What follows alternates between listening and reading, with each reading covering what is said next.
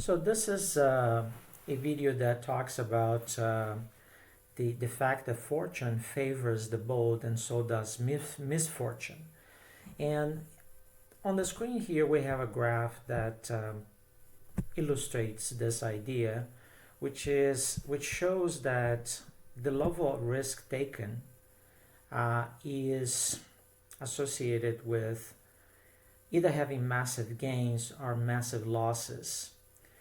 And of course, one should want to have massive gains, but quite often that's difficult to achieve without taking risks that could lead to massive losses. So it tends to be a good idea to try to look for ways in which you can avoid the massive losses.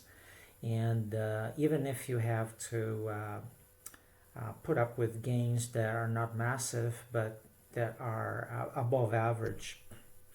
And there are a couple of things that one should look at and that are important at this time of the year. We are at the very end of the year 2023, and that is the yield curve having inverted and having a double top in the stock market. So on the yield curve, particularly what I'm referring to is the percentage difference between the 10-year treasury yield and the 3-month treasury yield. And it inverted in October. And there is evidence, and this is discussed here in this post, how many times until a coincidence becomes a pattern. The case of yield curve inversions preceding recessions and the magical number 7. So there is evidence that if you read this article, there is a link on this article to this article here published in the journal Communications in Statistics, which shows that this yield curve inversion is no longer what people could refer to as a coincidence, but it has become a statistically significant pattern after the COVID recession, because the yield curve had inverted before that, and then we had the recession following it. So it happened 8 times. And in this article, we show that for 2 events to happen a certain number of times, for one to consider that type of relationship not a coincidence but a statistically significant pattern, those 2 events have to happen together or one following the other 7 times. And we already had this inversion recession phenomenon happen 8 times. So going back to the yield curve inversion, so the evidence from the past is that once the yield curve inverts the 10-year 3-month,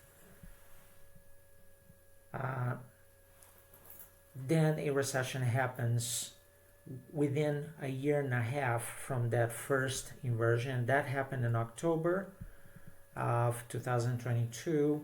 So we're looking at counting 6 months after, this is close to November, so 6 months after November of 2023, that would be December, January, February, March, April. So between now and April, past evidence shows that we're going to have a recession.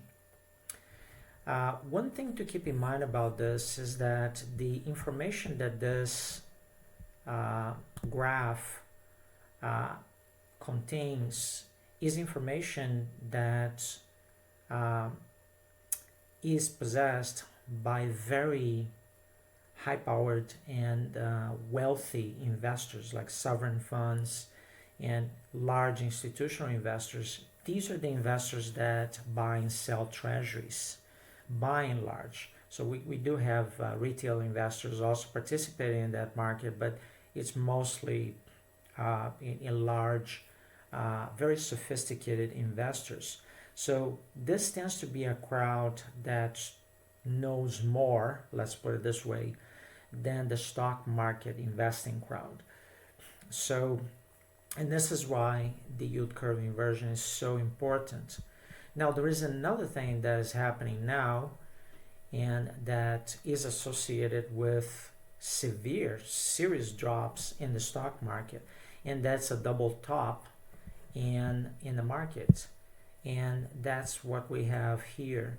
So we are here, and this is the previous top in the S&P 500, and now we have a double top, and this is an extremely bearish technical indicator. So, and this is happening after the yield curve inverted, and we are still in that 18-month period. So it's a couple of things that when taken together suggest that we are at the tail end here of risk. So we are right here, right?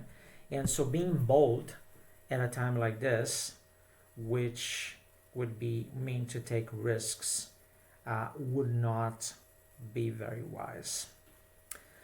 So thanks for watching. That concludes this video.